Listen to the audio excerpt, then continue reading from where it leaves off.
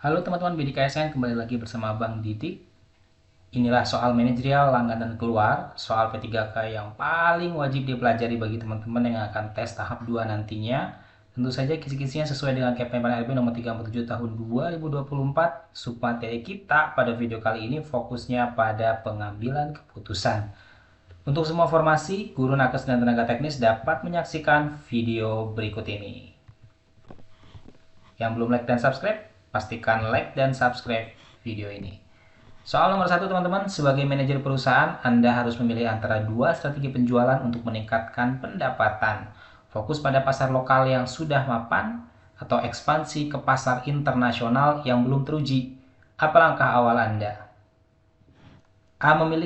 Saya memilih ekspansi ke pasar internasional meskipun resikonya tinggi untuk mendapatkan peluang yang lebih besar. B. Saya fokus pada pasar lokal yang sudah mapan agar pendapatan tetap stabil. C. Saya melakukan analisis mendalam terhadap kedua strategi sebelum membuat keputusan.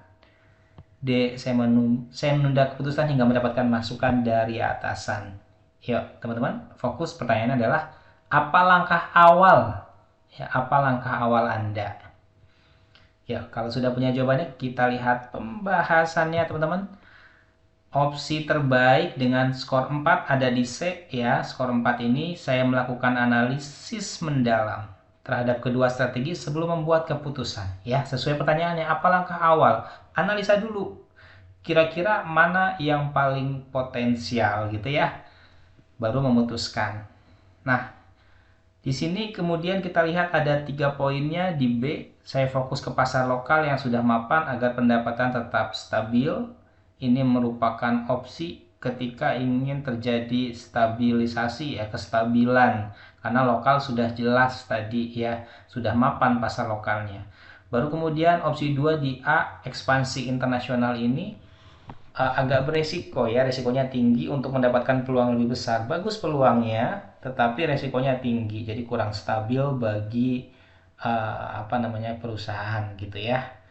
Dan satu poin ada di D, menunda keputusan. Menunda itu suatu tindakan yang tidak baik karena tidak langsung mengeksekusi ya. Yang paling bagus yang C, analisa dulu baru ambil tindakan. Apakah nantinya mengambil resiko dengan ekspansi internasional atau fokus dulu di pasar lokal ya. Ini hanya salah satu metode namanya analisa SWOT ya. Mengetahui kelemahan, kelebihan, peluang dan tantangan dari apa yang sedang kita riset. Nah, ini bisa digunakan untuk menentukan apakah nantinya keputusannya seperti apa. Pembahasannya jawaban terbaik adalah C karena menunjukkan pengambilan keputusan berdasarkan analisis yang mendalam. B adalah pilihan yang aman tetapi tidak mempertimbangkan peluang baru. A terlalu beresiko tanpa data yang cukup, sementara D menunjukkan kurangnya inisiatif sebagai manajer ya. Kata kuncinya adalah langkah awal ya, analisa dulu sebagai langkah awalnya. Soal nomor 2, di tengah produksi besar-besaran salah satu mesin utama perusahaan rusak. Jika tidak segera diperbaiki, pengiriman barang akan tertunda. Apa yang akan Anda lakukan sebagai manajer produksi? A. Segera menghubungi teknisi dan menggunakan mesin cadangan untuk melanjutkan produksi sementara. B. Menunggu teknisi datang tanpa mengaktifkan mesin cadangan untuk menghindari kesalahan. Saya mendiskusikan masalah ini dengan tim untuk mencari solusi sementara sambil menunggu teknisi. D. Saya menghentikan produksi sampai mesin utama diperbaiki. Ya teman-teman. Kalau sudah punya jawabannya, kita lihat pembahasannya ya. Ini 4 poin ada di A, teman-teman. Saya segera menghubungi teknisi dan menggunakan mesin cadangan untuk melanjutkan produksi sementara. Skor 4 ya. Hubungi teknisi untuk menyampaikan informasi mengenai mesin rusak agar segera diperbaiki gitu ya. Dan menggunakan mesin cadangan ini adalah opsi ketika mesin utamanya rusak. Jadi langsung eksekusi. Kenapa langsung eksekusi? Karena tadi ada kata kunci, jika tidak segera diperbaiki, pengiriman barang akan tertunda. Jadi emang harus segera dilanjutkan produksinya gitu ya. Baru kemudian C dengan 3 skor. Saya mendiskusikan masalah ini dengan tim untuk mencari solusi sementara sambil menunggu teknisi. Ini kurang efektif ya, kurang cepat nih. B, 2 skor, menunggu teknisi datang tanpa mengaktifkan mesin cadangan untuk menghindari kesalahan. Ini juga terkesan lambat ya, apalagi yang D, menghentikan produksi ya, ini menghambat tentunya. Pembahasannya jawaban terbaik adalah A karena menunjukkan langkah cepat dan efisien dalam mengatasi masalah. C cukup baik karena melibatkan tim tetapi sedikit kurang cepat dibandingkan A.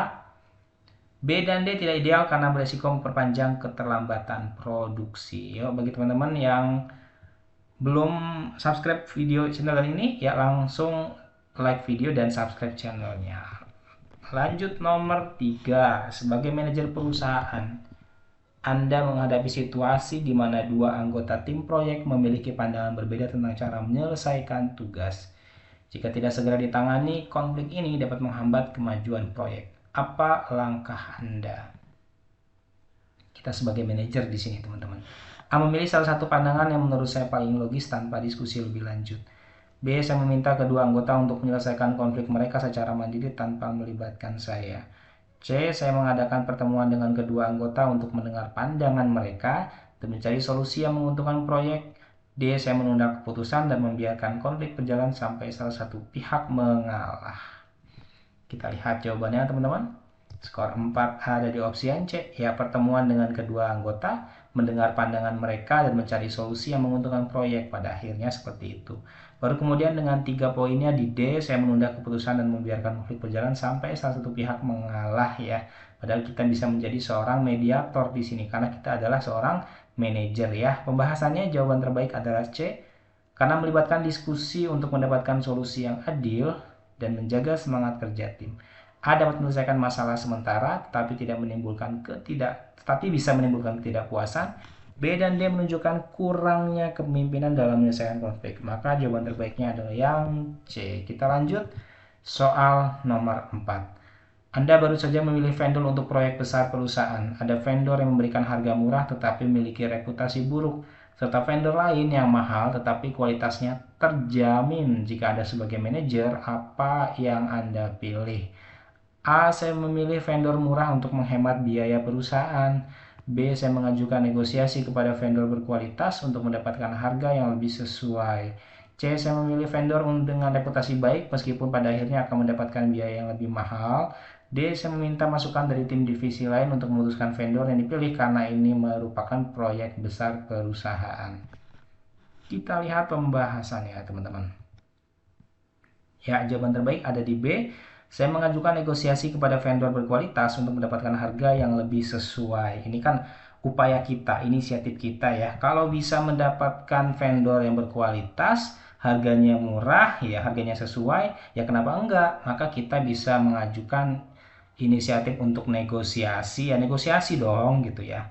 Pastikan perusahaan inginnya vendornya bagus, berkualitas, mutunya tinggi, terus harganya murah. Nah, itu yang diinginkan. Kita bisa melakukan itu. Baru kemudian 3 poin ada di C, saya memilih vendor dengan reputasi baik meskipun pada akhirnya akan mendapatkan biaya yang lebih tinggi, biaya lebih mahal, ya.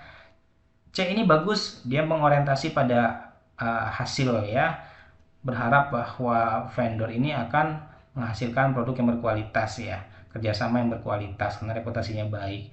Tetapi ada yang dikalahkan, yaitu biayanya lebih mahal. Nah, maka yang B masih lebih bagus daripada yang C. Jawaban terbaik adalah B. Kita pembahasan, teman-teman, karena menunjukkan kemampuan negosiasi sambil tetap mempertimbangkan kualitas. C adalah pilihan baik tetapi bisa meningkatkan biaya perusahaan. A beresiko pada hasil proyek dan D kurang menunjukkan inisiatif sebagai manajer, ya. Kita lihat soal nomor 5. Proyek yang Anda kelola menghadapi kendala anggaran terbatas dan Anda harus memilih antara mengurangi jumlah tenaga kerja atau mengurangi standar kualitas proyek. Apa keputusan Anda sebagai manajer? Wah, ini pilihan yang sulit, ya. Mengurangi tenaga kerja atau mengurangi standar kualitas. A, mengurangi tenaga kerja tetapi memberikan pelatihan tambahan kepada tim yang tersisa. B, saya mengurangi standar kualitas proyek untuk menghemat biaya. C, saya mencari tambahan pendanaan dari sumber lain untuk mempertahankan kualitas proyek. D, saya menyampaikan kepada klien bahwa proyek harus ditunda sampai anggaran mencukupi. Keputusannya, ya, berarti opsinya hanya 2. Kalau lihat di soal narasi, opsi hanya 2. Mengurangi jumlah tenaga kerja atau mengurangi standar. Ya, kita lihat jawabannya, teman-teman. Ya, yang A, mengurangi tenaga kerja tapi memberikan pelatihan tambahan kepada tim yang tersisa. Karena opsinya hanya 2, teman-teman, ya, mengurangi tenaga kerja atau standar kualitasnya dikurangi, gitu. Maka pilih tenaga kerja, ya. Tetapi biar tidak mengurangi kemampuan produksi yang sudah ada, yang tersisa, ya, tenaga kerja yang tersisa, berikan pelatihan tambahan. Ya, biar dia mampu membackup tenaga kerja yang terkurangi tadi. Ini skor 4-nya. Yang C 3 poin mencari tambahan pendanaan dari sumber lain untuk mempertahankan kualitas proyek. Ya, ini bagus sebenarnya. Ya, kalau pertanyaannya apa solusi lain dari permasalahan itu, nah bisa jawabannya C. Ya, atau apa solusi yang dicarikan, yang dipikirkan oleh Anda gitu ya. Maka bisa yang C nih, mencari pendanaan. Tapi kan yang dipilihkan hanya dua opsinya, tenaga kerja atau standar kualitas proyek gitu dikurangi, bukan nyari pendanaan lain. Maka yang C ini tidak opsional, tidak sesuai dengan narasi gitu ya, tapi masih dapat 3 poin. Kemudian B, saya mengurangi standar kualitas proyek, menghemat biaya. Ini kurang bagus bagi proyek itu ya. Kita lihat pembahasannya teman-teman. Jawaban terbaik adalah A, karena menunjukkan solusi praktis untuk mengelola anggaran tanpa mengorbankan kualitas. C adalah langkah proaktif, bagus proaktif, tetapi memerlukan waktu lebih lama. Nah, cari dana itu nggak cepat teman-teman. Dan bukan pilihan solusi yang ditawarkan dalam nasi soal, ya nggak ada tuh di pilihan. Ya, B dan D tidak ideal karena berdampak negatif pada hasil proyek atau kepercayaan klien. Ya, lanjut. Ya, bimbel bidik ASN teman-teman, bagi yang mau tryout gratis ya, coba dulu gratis ini bisa dengan paket tryout yang bisa dicoba. Ada Mansoswan ya, ini bersifat umum ya untuk nakes, guru dan tenaga teknis ya. Kemudian ada administrasi perkantoran gratis juga, penata layanan operasional gratis juga, dan operator layanan operasional ini coba dulu gratis teman-teman untuk satu kali coba ya. Bebas akses selama 6 bulan, satu paket soal gratis, 3 paket soal host dan berkualitas disertai pembahasan soal dan analisa hasil pengerjaanmu. Sudah termasuk manajerial, sosial kultural dan wawancara, grup diskusi, event, webinar, premium dan sebagainya. Nanti kita sediakan juga bagi teman-teman yang berlangganan di harga 99.000. Ya, kita diskon hanya 69.000 saja untuk teman-teman. Fitur baru ini tidak ada di bimbel lain, yaitu kalender jadwal yang disesuaikan BKN resmi. Jadi nggak perlu lihat-lihat jadwal, karena di website Bidik ASN sudah ada jadwal yang berupa kalender ya. Jadi tahu besok nih apa kegiatannya. Besok itu ada informasi apa dari akun SSC-ASN gitu ya. Nanti bisa diakses di bimbel.bidikasn.com. Kunjungi www.bidikasn.com ya. Atau informasi lebih lanjut dapat menghubungi kontak person yang ada di kolom deskripsi. Soal nomor 6 teman-teman, seorang klien mengajukan komplain terhadap pelayanan perusahaan. Meskipun masalah tersebut berasal dari kesalahan pihak ketiga, apa langkah Anda sebagai manajer? A. Saya meminta maaf kepada klien atas ketidaknyamanan yang terjadi dan menawarkan solusi sementara. B. Saya menjelaskan bahwa kesalahan tersebut berasal dari pihak ketiga sehingga perusahaan tidak bertanggung jawab. C. Saya meminta waktu untuk menyelidiki masalah dan berjanji akan memberikan solusi segera. D. Saya meminta klien untuk langsung berurusan dengan pihak ketiga. Yuk teman-teman, kita lihat jawabannya teman-teman Bidik ASN. Oke, skor 4 ada di A. Saya meminta maaf kepada klien atas ketidaknyamanan yang terjadi dan menawarkan solusi sementara. Ya, ini bentuk reaksi yang paling positif ketika layanan dari perusahaan kita tidak maksimal, adanya komplain gitu ya. Maka minta maaf dulu atas ketidaknyamanan dan tawarkan solusi sementara ya, berikan solusi saat itu gitu ya.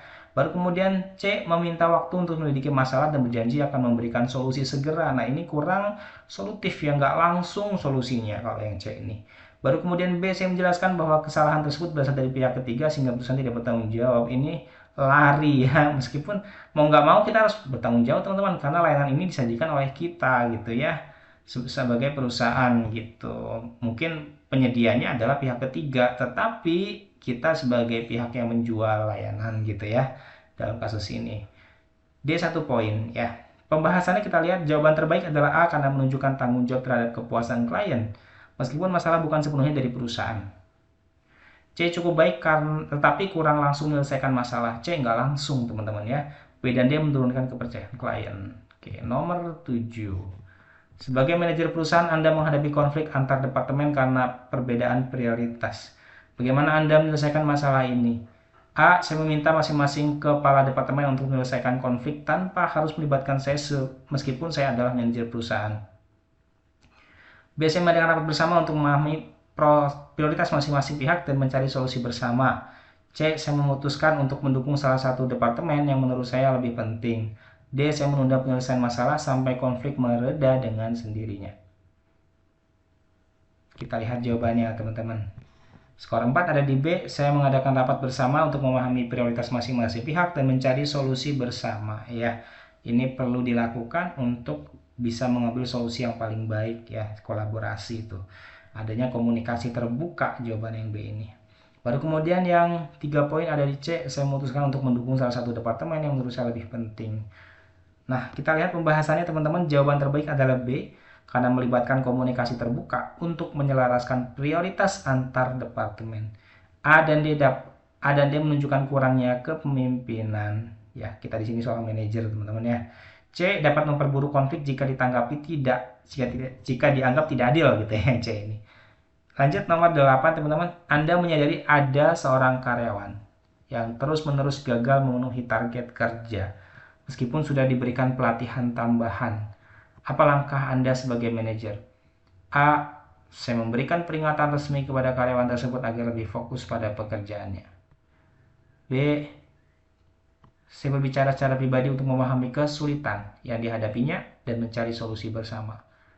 C. Saya memindahkan karyawan tersebut ke divisi lain yang mungkin lebih cocok untuknya. D. Saya segera mengganti karyawan tersebut dengan kandidat baru yang lebih kompeten. Kita lihat jawabannya teman-teman. Skor 4 ada di B ya. Ini bentuk kita terbuka informasi ya, menggali informasi untuk keterbukaan si karyawan tadi yang mengalami masalah tadi. Saya berbicara secara pribadi untuk memahami kesulitan yang dihadapinya. Apa sih kesulitannya gitu ya? Dan mencari solusi bersama. Ini yang paling bagus ya, merupakan unsur empati, mencari solusi secara langsung gitu. Karena kalau dapat solusinya langsung dari yang bersangkutan akan lebih mudah melaksanakannya gitu ya. Yang A baru 3 poin, saya memberikan peringatan resmi pada karyawan tersebut agar lebih fokus pada pekerjaannya. Peringatan bisa dilakukan, tetapi di narasi tidak disajikan bahwa sudah ada komunikasi nih. Ya, ini kan cuma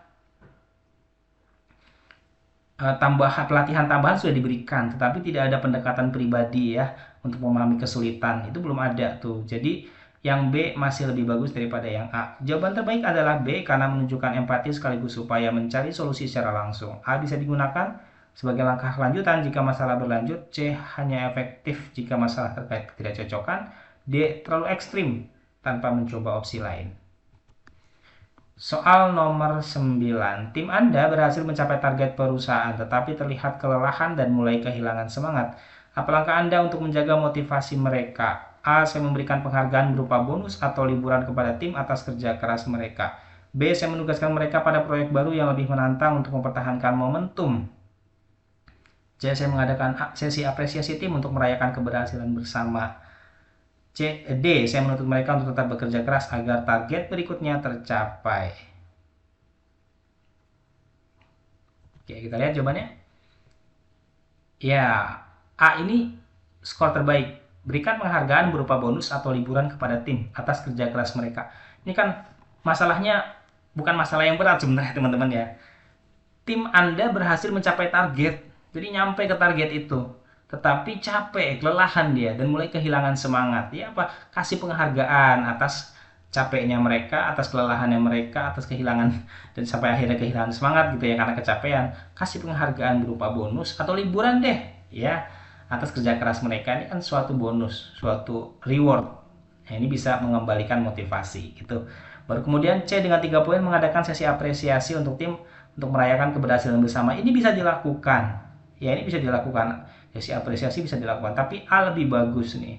Ya, penghargaan berupa bonus atau liburan karena lebih efektif ya teman-teman untuk memotivasi tim. Ya, jujur deh teman-teman kalau pas timnya berhasil merayakan sesuatu, kalau dikasih libur pasti seneng tuh ya, istirahat gitu ya, apalagi kalau dikasih bonus, wah makin semangat untuk mengejar target berikutnya. Jawaban terbaik adalah A karena memberikan penghargaan adalah cara efektif untuk meningkatkan motivasi tim. C baik, tetapi mungkin kurang efektif dalam memberikan dampak jangka panjang. B bisa saja menyebabkan kelelahan lebih lanjut. Dan D menunjukkan kurangnya perhatian terhadap kesejahteraan tim. Kita lihat jawaban terbaiknya teman-teman. Ya sudah, itu jawaban terbaiknya ya. Nomor 10 maksud saya.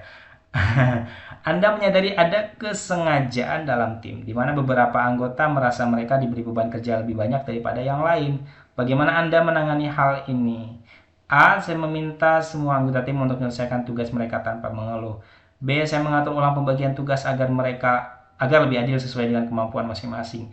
C. Saya berbicara secara pribadi dengan anggota tim yang merasa terbebani untuk mendengar keluhan mereka. D. Saya tidak mengambil tindakan karena pembagian kerja sudah ditentukan sebelumnya. Kita lihat jawabannya. Ya, skor 4. Langsung aja atur ulang pembagian tugas biar adil.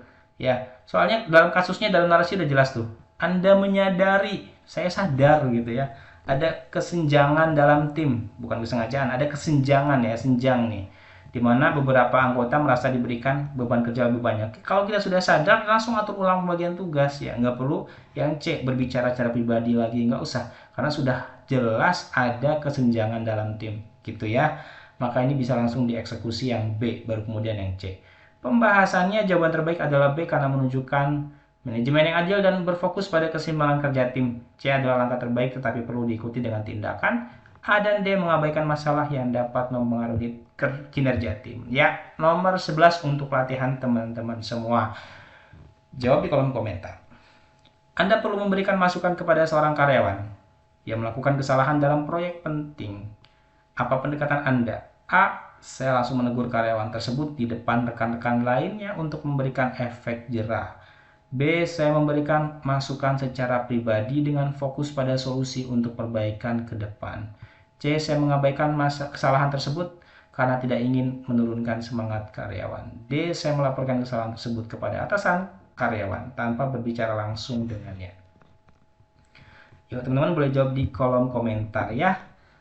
Bidik ASN menyelenggarakan tryout gratis ya, ini uji coba dulu gratis teman-teman yang mau latihan soal-soal P3K gratis. Ada mahasiswa umum ini gratis teman-teman untuk teknis ya, tenaga teknis, guru maupun nakes bisa dicoba. Untuk AP juga tersedia pakai tryout gratis, administrasi perkantoran, penata layanan operasional juga gratis, dan operator layanan operasional ya, ini gratis. Coba dulu satu paket gratis ya. Jika yang berlangganan kita sediakan 99.000 saja. Oh, diskon ya menjadi 69.000 saja teman-teman. Bebas akses selama 6 bulan, otomatis berlangganan ya. Satu paket soal gratis. Nah, ini sudah tersedia, dan 3 paket soal HOTS dan berkualitas nih buat teman-teman belajar biar makin mantap persiapannya. Disertai pembahasan soal dan analisa hasil pengerjaan teman-teman, akan muncul analisanya ya. Sudah termasuk mansoswannya dapat ya, manajerial, sosial kultural, dan wawancara. Grup diskusinya akan disediakan nanti via media sosial. Event webinar akan kita selenggarakan juga secara premium buat teman-teman yang berlangganan ya.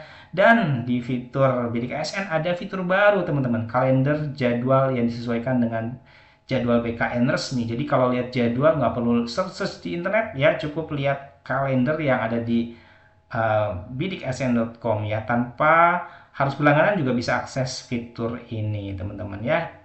Akses semua fitur tadi ya, paket-paket soal tadi di bimbel.bidiksn.com, www.bidiksn.com, atau teman-teman dapat mengunjungi media sosial kami di @bidik_asn atau menghubungi kontak yang tersedia di kolom deskripsi. Terima kasih teman-teman, like dan subscribe video ini. Puluhan video telah diupload dan akan terus ada upload video P3K dan CPNS setiap harinya. Sampai ketemu di video berikutnya.